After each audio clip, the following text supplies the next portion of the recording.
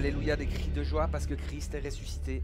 Et que c'est vraiment le plus beau dimanche de ma vie parce que Christ est vivant.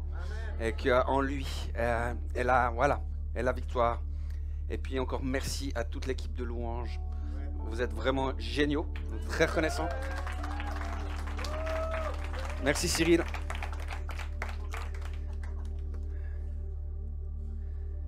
Vous avez vu cette image? C'est une image de fou en fait. J'étais hyper fan, c'est pour ça que je l'ai mise. En fait, c'est l'image de deux disciples qui entrent dans le tombeau après la résurrection.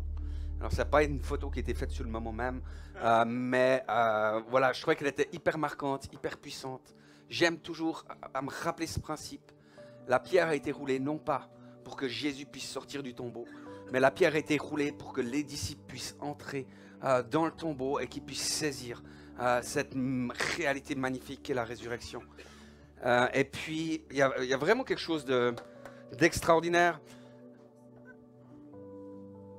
qui se passe là avec ce qu'a fait le Seigneur Jésus. Et voilà, c'est très bon, c'est très bon. Je tiens à vous dire, Église, ce soir, il y a un son puissant qui s'en vient. Il y a un son puissant qui vient du sang de l'agneau. Et c'est d'ailleurs le titre de mon message. Le titre de mon message, c'est « Son sang crie ». Le sang de l'agneau crie quelque chose. Et je crois qu'Église, nous sommes appelés à pouvoir le saisir. Alors je vais tâcher, moi, de ne pas trop crier. Alors ma femme m'a dit « Tu cries trop ». J'ai dit « Ok, oui, chérie ». Voilà, j'ai dit à la maison c'est toi, à l'église c'est moi. Voilà, bref. Donc j'essaie d'écouter ma femme, donc je vais essayer de pas trop crier ce soir. Mais que chacun puisse saisir vraiment voilà ce qui est important dans ce message. Et vous allez voir, je vais vous donner trois exemples. Trois exemples dans l'Ancien Testament qui parlent de ce que crie le sang. Trois exemples qui vont finalement trouver leur accomplissement en ce vendredi saint, le dimanche de la résurrection, avec Pâques. Donc trois exemples qui préfiguraient de ce que le Seigneur allait faire en fait pour nous. Et ce que crie ce sang de l'agneau. Alors je vais essayer d'être simple.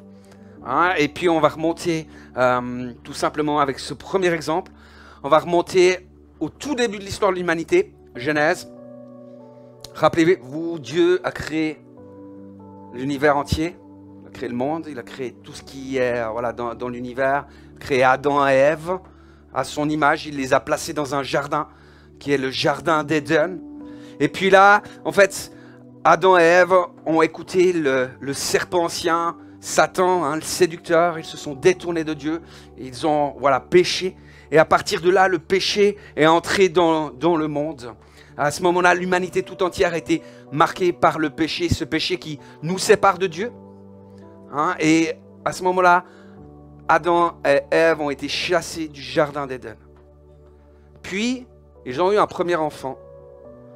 Le premier qu'ils ont appelé Caïn. Et ils ont eu un second enfant qu'ils ont appelé Abel. C'est qui a dit Caïn?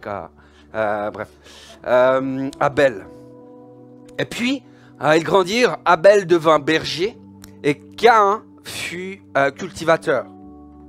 Et un jour, ils décidèrent tous deux d'offrir un sacrifice à Dieu. Et ils offrirent un sacrifice du fruit de leur travail. Mais Dieu agréa, donc il accepta le sacrifice d'Abel, mais il n'accueilla pas favorablement le sacrifice de Caïn. Et Caïn, il va quand même mal le prendre, il va être blessé avec ça. En fait, la Bible nous dit que son visage va être fermé, qu'il va en fait même être irrité de la situation. Et la chose, c'est qu'il ne va pas se remettre en question. Qu'est-ce qui va se passer? Il va pas se dire pourquoi Dieu n'agrée pas mon sacrifice, qu'est-ce qui se passe, etc. Il va commencer à porter de la rancune, de la rancœur et même de la haine contre son frère. Jusqu'à un tel point que vous le savez, Caïn tua Abel. C'est le premier péché suite à la chute, c'est le premier péché qui a été fait. Je trouve intéressant parce que le premier péché, ça n'a pas été un mensonge. Le premier péché, ça n'a pas été un vol, mais c'était le sang versé. Et là, Dieu interpella Caïn. Il va lui dire, mais où est Abel? Je ne sais pas si vous vous rappelez de la réponse de Caïn. Est-ce qu'il y en a qui savent? C'est ça. D'abord, il va dire, je ne sais pas. Il est où ton frère? Je ne sais pas. Et il va dire, suis-je le gardien de mon frère? Donc le deuxième péché, c'est un mensonge par contre. Hein. Et d'ailleurs, petite note que j'ai marquée, c'est qu'un péché entraîne toujours un autre péché. Si jamais vous avez un péché sur la conscience, confessez-vous, ça va aller plus vite, ça va éviter d'accumuler des péchés. Voilà. Et qu'est-ce que l'Éternel va répondre à Caïn? On voit ça dans Genèse 4, verset 10. Qu'as-tu fait? La voix du sang de ton frère crie de la terre jusqu'à moi. Donc, mon premier exemple, la première chose que j'aimerais parler par rapport à ce cri que pousse le sang, c'est de parler du sang d'Abel. Ok, premier exemple, on va passer au deuxième exemple, on verra différentes choses plus loin, je ne vais pas commenter plus ce verset maintenant.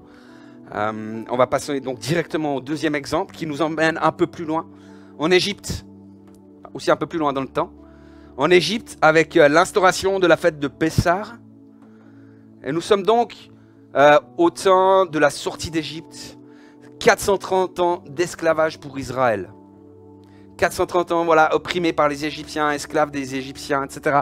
Et Dieu va appeler un libérateur, il va appeler Moïse pour pouvoir libérer le peuple d'Israël.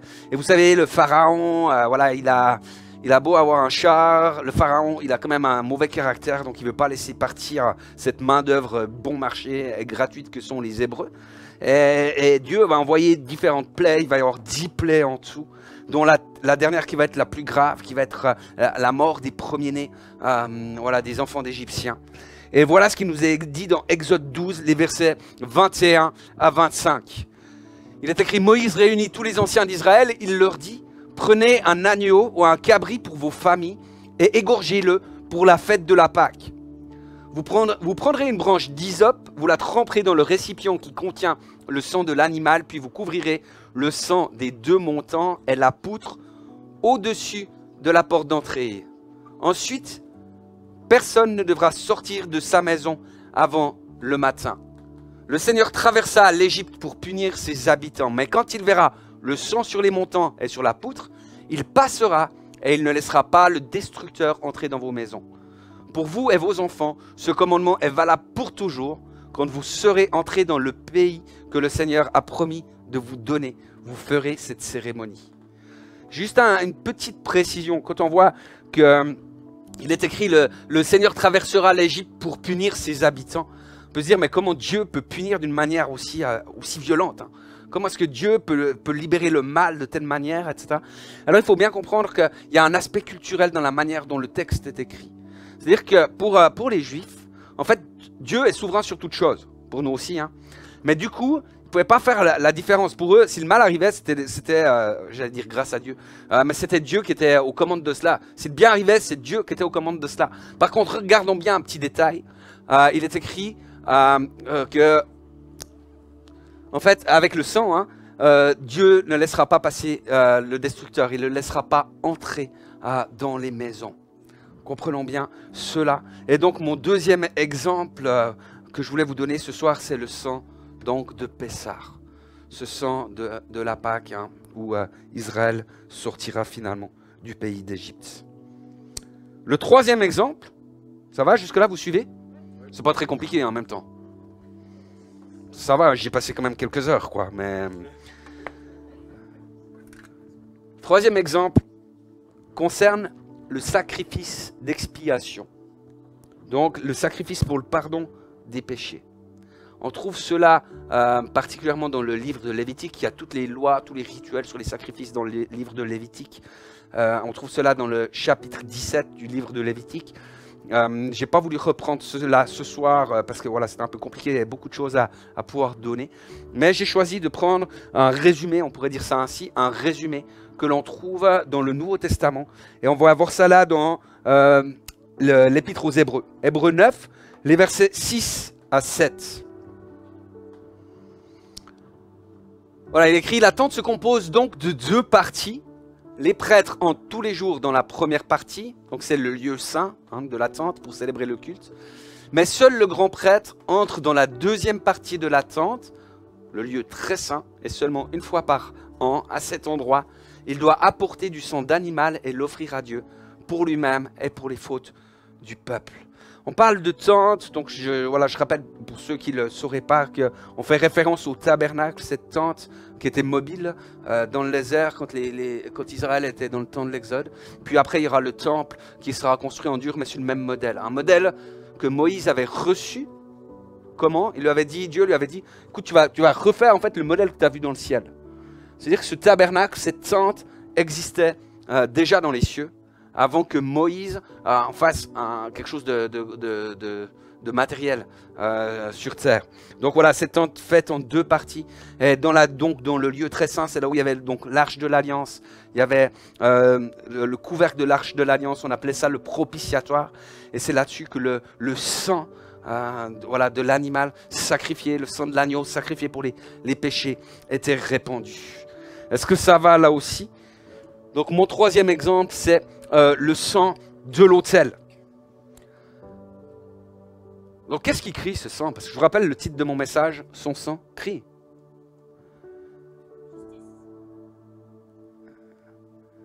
Qu'est-ce que tu cries? Attends. Parce qu'il y a 3 exemples. Il ne crie pas qu'une chose, tu verras. Il y a le sang de l'autel, il y a le sang de Pessar et il y a le sang d'Abel. Hein. C'est une sorte de triptyque comme ça. Une sorte de cadence, le sang de l'autel, le sang de Pessar, le sang d'Abel. Le sang de l'autel, le sang de Pessar, le sang d'Abel. Et ces 3 sangs vont crier à quelque part quelque chose de différent qui va se retrouver là aussi après dans le sang de l'agneau, dans ce que crie le sang de l'agneau.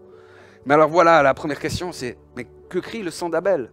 Et là Christine dit, justice. Non mais tu cries trop vite, c'est tout.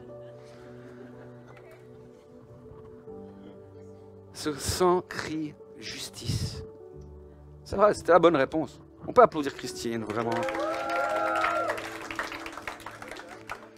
Non, il n'y a pas d'Iragusa. Ouais. Moi, c'est des sugus que je donne. Je les ai mangés. Il y a le sang de Pessar aussi. Qu'est-ce qui crie ce sang de Pessar d'après vous? Je répéterai si jamais pour les gens qui sont en ligne. Hein? Protection? Il y a d'autres réponses? Libération? Pardon? Pardon, c'est une question ou... Il y a d'autres choses? En fait, je crois, en effet, que ce sang, avant tout, je dirais pas ce qu'il crie, mais je dirais avant tout, c'est qu'il crie à la face du destructeur. Hein, il crie stop! Il crie cette protection, en effet. Et puis il y a le sang de l'autel. Qu'est-ce qui crie ce sang-là? Allô? Ça va? Est-ce que mes piles sont plates? Parce que j'ai l'impression qu'il y a tout le monde à... Hein? Ah, désolé. Qu'est-ce qui peut crier ce sang de l'autel? Grâce. Il y a d'autres choses? Mais vous avez peur de répondre faux? Il n'y a pas d'examen, hein? Votre enlèvement ne dépend pas des réponses que vous donnez aujourd'hui, heureusement d'ailleurs. C'est un sang qui crie la grâce, le pardon. Hein? Vraiment, c'est un sang qui déclare une sainteté. Une sainteté sur le peuple de Dieu. Rappelez-vous, hein, tu offriras ce sacrifice pour toi et pour le peuple. C'est un sang de sainteté. Et ce qui est extraordinaire, c'est que la Bible nous dit que sur la croix, Jésus-Christ a tout accompli. Amen. Et le sang d'Abel. Dans Hébreu, on peut lire que le sang de Jésus parle mieux que le sang d'Abel. Pourquoi? Parce que ce sang d'Abel, il réclamait justice. Il était versé sur la terre et il réclamait jusqu'au trône de Dieu. Il réclamait justice. Mais le sang de Christ, est-ce qu'il réclame justice? Non. Mais il déclare, c'est un cri qui pousse pour dire, ma justice, la justice de Dieu a été accomplie. Et c'est ça que crie le sang de Golgotha. La Bible nous dit que celui qui n'a pas péché, il l'a fait devenir péché pour nous, afin que nous devenions en lui justice de Dieu. Le sang de Pessah maintenant. Ça c'est un truc de fou, vous allez voir. Vous allez dire, waouh. Dieu bénisse ce pasteur extraordinaire qui écoute le Saint-Esprit. Vous savez, ce sang a été répandu sur les linteaux de la porte, sur les linteaux, sur la poutre. Ça, c'était en Égypte. Le but, c'était d'empêcher le destructeur d'entrer dans les maisons. Et le sang qui était répandu sur la croix, sur le bois de Golgotha. Et là, il y a vraiment un truc de fou, c'est que la Bible nous dit que quand Jésus-Christ est mort, il est descendu dans les régions inférieures de la terre.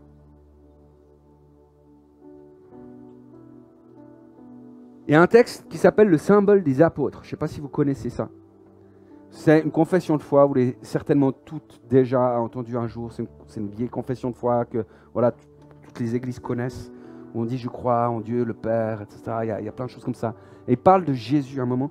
Et il dit je crois en Jésus-Christ, son Fils unique, notre Seigneur, qui a été conçu du Saint-Esprit et qui est né de la Vierge Marie. Il a souffert sous Ponce Pilate, il a été crucifié, il est mort, il a été enseveli, il est descendu aux enfers. Le 3e jour, il est ressuscité des morts, il est monté aux cieux, il s'est assis à la droite de Dieu, le Père Tout-Puissant, d'où il viendra pour juger les vivants et les morts. Quand Jésus-Christ est mort, il est descendu dans les profondeurs de la terre, il a été chercher ce que l'ennemi gardait captif.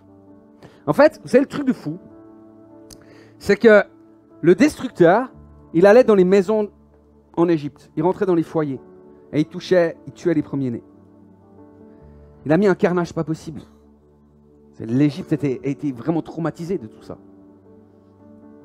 Et en fait, Jésus s'est dit, moi je vais faire pareil. Je vais aller mettre le carnage dans la maison du destructeur. Mais pas en semant la mort, mais en répandant la vie. Sur toutes celles et ceux qui sont morts et qui ne devaient pas être là. Vous savez, j'aimerais dire une chose, parce qu'on a de la peine à imaginer ça. Souvent, on a la peine à imaginer le monde spirituel, parce que c'est un monde qui est invisible. Et franchement, voilà, on ne se rend pas compte. Mais il y a toujours, et tout le monde devrait dire toujours, c'est ça, vérifie que vous êtes toujours là comme ça. Donc il y a toujours en fait une relation entre la réalité spirituelle et la réalité physique. D'ailleurs, la Bible dit que la foi, c'est une ferme assurance des choses qu'on espère, hein, la démonstration de celles qu'on ne voit pas. C'est la foi. Donc elle se manifeste, il y a une démonstration, il y a quelque chose qui se passe. Vous savez, quand un jour il y a quelqu'un il y a un paralytique qui était présenté à Jésus, et puis Jésus lui a dit tes péchés sont pardonnés. Et puis là il y avait des religieux là, qui ont commencé à ronchonner en se disant il est qui là pour pardonner, seul Dieu a le droit de faire ça, etc. Et puis à un moment, Jésus qui lisait dans les cœurs, qui voyait dans les pensées, commençait à regarder, puis il dit mais quel est le plus important? Il dit mais afin que tu crois que le Fils de l'homme a l'autorité pour pardonner les péchés. Puis il a dit au gars, allez, lève-toi, prends ton lit et marche. Le gars, il se lève. Manifestation des choses qu'on ne voit pas. Il y a une chose toujours qui se manifeste. Pourquoi je vous dis ça? Jésus descend dans les profondeurs de la terre. Qu'est-ce qui se passe? Imaginez, le Dieu créateur, il descend dans les profondeurs de la terre. Donc la terre, commence à ébranler, tremblement de terre. Il y a les rochers qui se fendent. On voit ça dans Matthieu. Il y a un truc qui se passe, il y a un truc de fou qui se passe.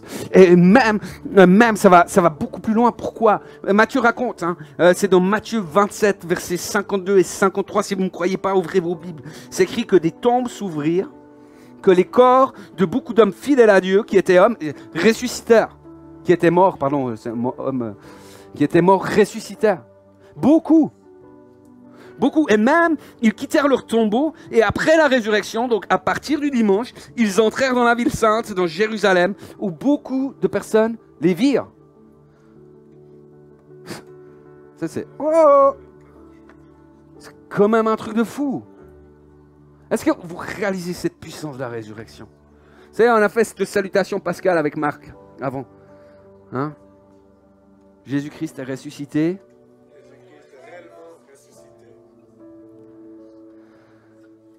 Est-ce que vous vous rendez compte de la puissance surnaturelle qui se dégage de cette simple parole?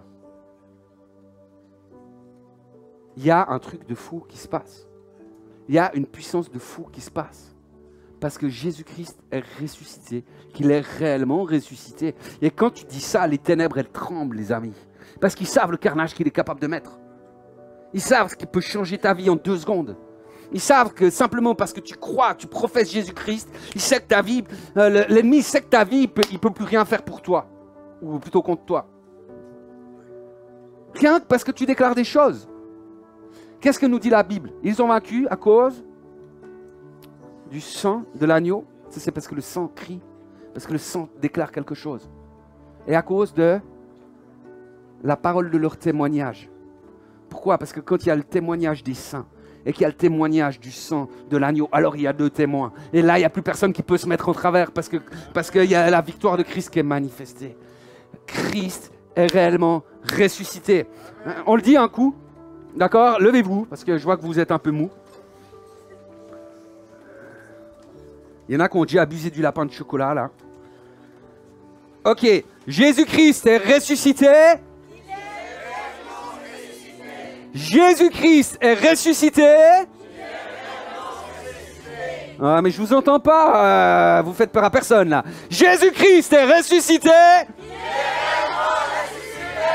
Mais maintenant, Paul écrit, Christ est ressuscité des morts. Il est le prémisse de ceux qui sont morts. Car puisque la mort est venue par un homme, c'est aussi un homme qui est venu la résurrection des morts. Et comme tous meurent en Adam, de même aussi tous revivront en Christ. Amen. On peut faire un applaudissement. Prenez place. Asseyez-vous seulement. Merci. Amen. Mais c'est bon. C'est bon. Et vous savez, le sang de Christ a été répandu sur l'autel. Il a été répandu sur le tabernacle, sur le couvercle. Mais comprenons bien, Église. Oui, ce sang-là, il était répandu sur la terre. Il y a bientôt 2000 ans, à Golgotha, ou à peu près 2000 ans, ou bref. Il était répandu sur la terre. Mais le sacrifice de Jésus a été pleinement agréé. Quand Christ s'est présenté à l'ascension, quand il est arrivé au trône de l'agneau, quand il est au trône de son Père, quand il est arrivé dans les lieux célestes, dans ce temple céleste, et là, son sang a été répandu sur ce propitiatoire céleste. Parce que vous savez, Hébreux 9, versets 11 à 12 nous dit « Christ est venu comme un grand prêtre pour nous accorder les biens qui sont déjà là. Il est passé par une tente plus grande et plus parfaite. Celle-ci n'a pas été faite par des mains humaines. » Je vous ai dit, c'était au contraire, le modèle du ciel a été utilisé pour l'homme. C'est-à-dire qu'elle n'appartient pas à notre monde créé. Le Christ est entré une fois pour toutes dans le lieu saint auprès de Dieu. Il n'a pas offert le sang des boucs et des jeunes taureaux, mais il a offert son sang à lui et il nous a libérés pour toujours. Vous savez ce que Jean-Baptiste a dit lorsque Jésus est arrivé devant lui pour se faire baptiser? Voici l'agneau de Dieu qui ôte le péché du monde. Vous savez, il y a une semaine en arrière, je me suis retrouvé dans un abattoir avec plusieurs personnes. Excusez-moi de rire, vous allez dire, il fait quoi ces week-ends? Voilà, je vous raconterai ça un autre jour. J'étais dans cet abattoir-là, on était avec plusieurs personnes, il y avait des hommes, quelques femmes aussi qui étaient là. Et c'était hyper intéressant parce que, en fait, c'était quand même une semaine avant Pâques. Et puis là, il y a le boucher qui a apporté une brebis. Cette brebis, elle était là, en face de nous. Elle nous regardait, tous les uns après les autres. Elle faisait un petit bé. Je ne sais pas trop ce qui allait lui arriver. Hein. Nous, on savait ce qui allait lui arriver, les amis. Et je vous raconte pas ça pour vous rappeler simplement déjà, quand vous ouvrez votre barquette de viande, en fait, il y a un animal qui est à l'autre bout. Ça, on a tendance un peu à l'oublier face à une merguez, une brochette ou un pavé congelé. Mais il y a une réelle brebis qui est là. Et on peut s'émouvoir quelque part sur cette belle brebis, avec ses grands yeux marrons.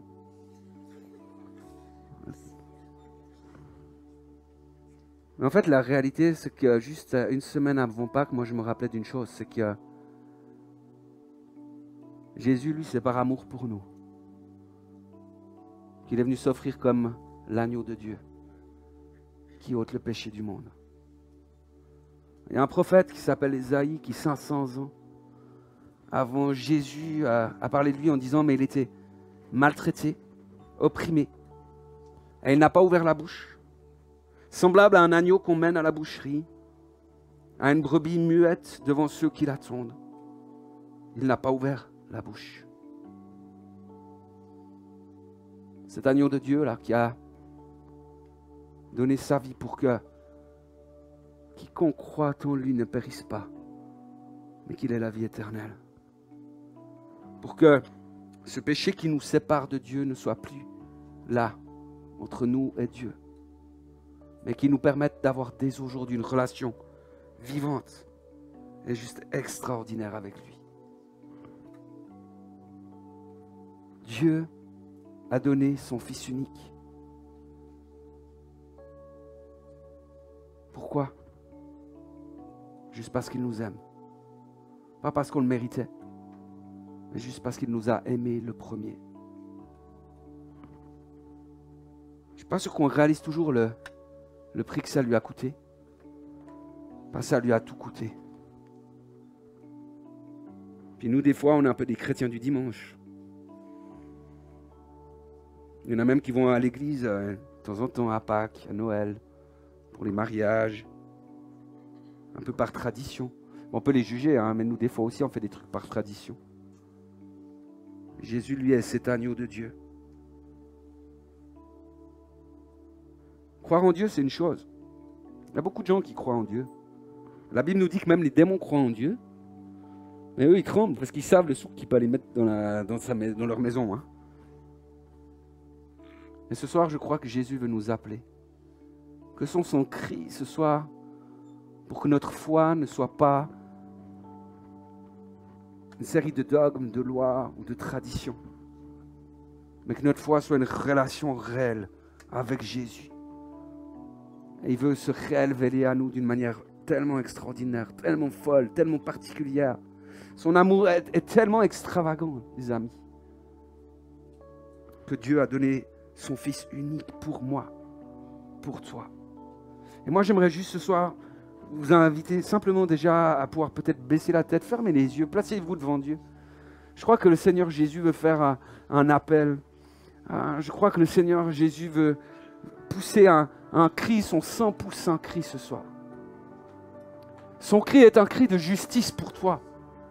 Son cri est un cri de promesse d'éternité pour toi. Son cri est un cri qui dit « Mais je te pardonne de tous tes péchés. » Et ce soir, si tu veux répondre favorablement à cet appel de Jésus, cet appel que Jésus t'adresse alors que tu gardes les yeux fermés vraiment parce que j'ai envie que les gens puissent avoir la liberté de pouvoir se positionner pour Jésus. Et peut-être, du coup, personne ne va te voir ce soir. Par contre, le monde spirituel te voit. Et si c'est ton cœur ce soir, j'aimerais juste te proposer de pouvoir lever la main. Pouvoir dire, ok, je donne ma vie au Seigneur Jésus. Oui, je vois votre main. Oh, rabababa, oui. Oui, je vois plusieurs mains qui se lèvent. N'hésitez pas. Oui, je vois toutes ces mains. Toutes ces mains qui disent, mais Seigneur, je veux que ma vie t'appartienne. Oh, je te la redonne tout à jamais. Je vais prier pour toi ce soir. Alléluia, je vois vos mains, je vois les mains qui se lèvent. Magnifique. Gloire à Dieu. Gloire à Dieu pour ce qu'il fait. Merci Jésus. Alléluia. Saint-Esprit, merci de pouvoir bénir mes frères et mes sœurs qui ce soir ont levé leurs mains. Pour toutes celles et ceux qui ce soir, soit se sont reconsacrés à toi, ou soit, Seigneur, elles ont décidé pour la première fois de te donner leur vie. Et Saint-Esprit, moi je te prie que par ton sang, tu puisses manifester ta puissance et ta gloire sur chacune d'elles. Merci de pouvoir les bénir, Jésus. Merci de pouvoir leur faire une œuvre de grâce et de puissance dans leur vie ce soir. J'appelle le vent, le souffle de la résurrection à être libérés dans ces vies maintenant, de toutes celles et ceux qui ce soir ont levé la main, dans le nom précieux et puissant de Jésus-Christ. Et que tout le monde puisse dire Amen. Amen. Alléluia. Ça va les amis? J'aimerais qu'on puisse partager dans la dynamique de ce message, j'aimerais qu'on puisse partager maintenant le repas du Seigneur. J'aimerais commencer par lire un texte dans 1 Corinthiens. On va lire les versets chapitre 11, pardon, les versets 23 à 34. Donc il y a quelques versets, mais je crois que c'est important de pouvoir tous les lire. Voilà, c'est Paul qui écrit, hein, « J'ai reçu du Seigneur ce que je vous ai enseigné. C'est que le Seigneur Jésus, dans la nuit où il fut livré, prit du pain, et après avoir rendu grâce, le rompit et dit, « Ceci est mon corps qui est rompu pour vous. Faites ceci en mémoire de moi. » De même, après avoir soupé, il prit la coupe et dit, « Cette coupe est la nouvelle alliance en mon sang. Faites ceci en mémoire de moi toutes les fois que vous en boirez. Car toutes les fois que vous mangez ce pain et que vous buvez cette coupe, vous annoncez la mort du Seigneur jusqu'à ce qu'il vienne. C'est pourquoi celui qui mangera le pain ou boira la coupe du Seigneur indignement sera coupable envers le corps et le sang du Seigneur. Que chacun donc s'éprouve soi-même, et ainsi qu'il mange du pain et boive de la coupe. Car celui qui mange et boit sans discerner le corps du Seigneur, mange et boit un jugement contre lui-même. C'est pour cela qu'il y a parmi vous beaucoup d'infirmes et de malades, et qu'un grand nombre sont morts. Si nous nous jugions nous-mêmes, nous ne serions pas jugés. Mais quand nous sommes jugés, nous sommes châtiés par le Seigneur, afin que nous ne soyons pas condamnés avec le monde.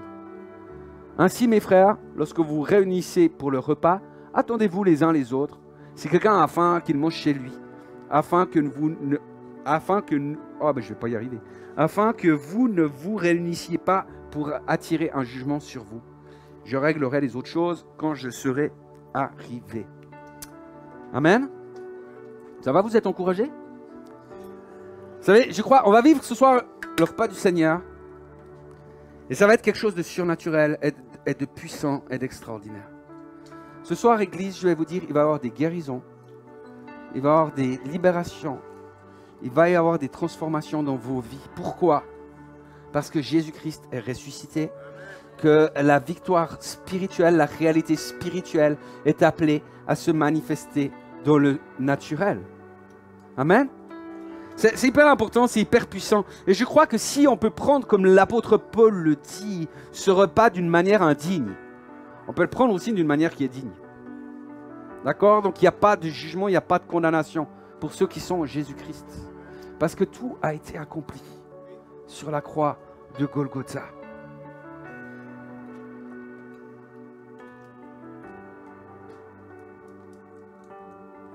Paul dit qu'on doit discerner quel est le corps du Seigneur. On ne doit pas prendre ça à la légère. Qu'est-ce que ça veut dire, discerner le corps? Premièrement, se rappeler que c'est ça, par ses meurtrissures que nous sommes guéris. C'est lui qui a donné sa vie, on ne méritait pas. C'était un cadeau de Dieu. C'est reconnaître qu'il est loin, le Christ, le Messie, voulu de Dieu, annoncé par les prophètes. Et puis c'est se rappeler une seconde chose, c'est que nous sommes le corps de Christ. Jésus-Christ est la tête, nous sommes le corps de Christ. Discerner le corps, c'est également reconnaître l'Église à laquelle nous appartenons. Reconnaître là où le Seigneur nous a placés. C'est pourquoi c'est vraiment important de pouvoir appartenir à une communauté spirituelle, de pouvoir appartenir à une famille spirituelle, pour qu'on puisse faire corps ensemble. C'est quelque chose à, vous savez, finalement, aller à l'église, on pense des fois que c'est aller le dimanche, comme on irait dans un club, etc. Mais non, ça va bien au-delà de ça. Le Seigneur dit que nous sommes un corps, que nous avons un rôle à jouer dans ce corps, que nous sommes attendus, que nous sommes désirés dans ce corps. Et que lorsque l'un des membres du corps n'est pas là, alors il nous manque terriblement. Et le reste du corps doit compenser. Mais ce soir, il y a une grâce, il y a une résurrection qui est faite en Jésus-Christ. J'aimerais vous inviter à pouvoir décapsuler la première. Moi, j'ai la version Big Light, vous voyez. Mais vous avez la petite version sur vos petits godets. Donc, je vous invite à pouvoir prendre ce pain-là, de pouvoir prendre ce corps-là, de pouvoir proclamer. Vous savez, Jésus a dit, « Je suis le pain de vie qui est descendu du ciel. » Il dit, « Si quelqu'un mange de ce pain, il vivra éternellement. » C'est la promesse du corps de Christ. Et le pain que je donnerai, c'est ma chair que je donnerai pour la vie du monde. Vous savez où est né Jésus? À Bethléem. Vous savez ce que ça veut dire Bethléem? C'est la maison du pain. C'est en Christ que nous sommes nourris. Nous sommes une famille, nous sommes une église. Merci Père pour ton corps. J'aimerais vous inviter à pouvoir manger ce corps. Merci Jésus pour la vie que tu nous as donnée au travers de ton corps. Merci parce que tu touches les corps maintenant aussi par ton corps, par le don de ta vie Jésus. Alléluia.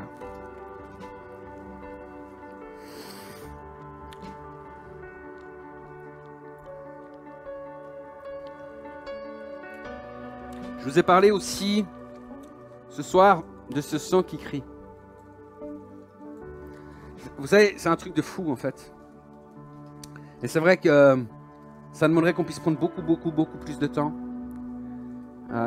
Si vous avez 2 heures, on peut les prendre maintenant.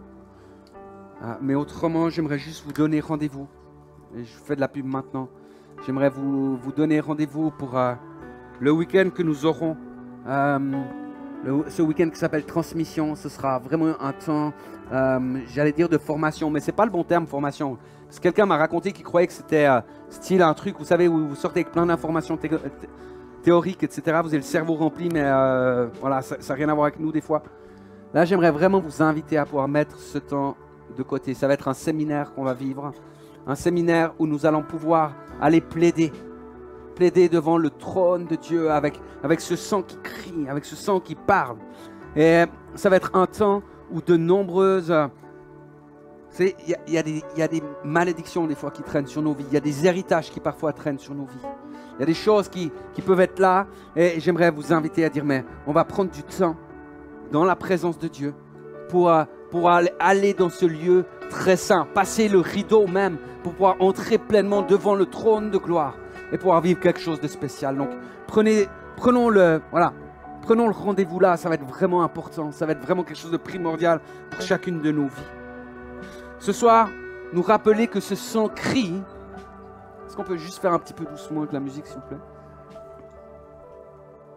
Juste vous rappeler que ce sang crie pour notre justice. Que ce sang crie pour notre salut et pour notre guérison. Vous savez, je crois qu'il y a des choses qu'on doit récupérer. Je crois que ce n'est pas normal que l'ennemi ait le droit de rentrer dans les maisons, de toucher des familles, de diviser des familles. Je crois que ce n'est pas normal que l'ennemi ait le droit de toucher à nos santé, à nos corps. Je crois que ce n'est pas normal que l'ennemi ait des droits sur les finances, qu'il ait des droits sur les vies en général. Et ce soir, moi, je vous propose qu'on puisse prendre cette coupe, qu'on puisse partager ce sang en prenant autorité sur nos vies.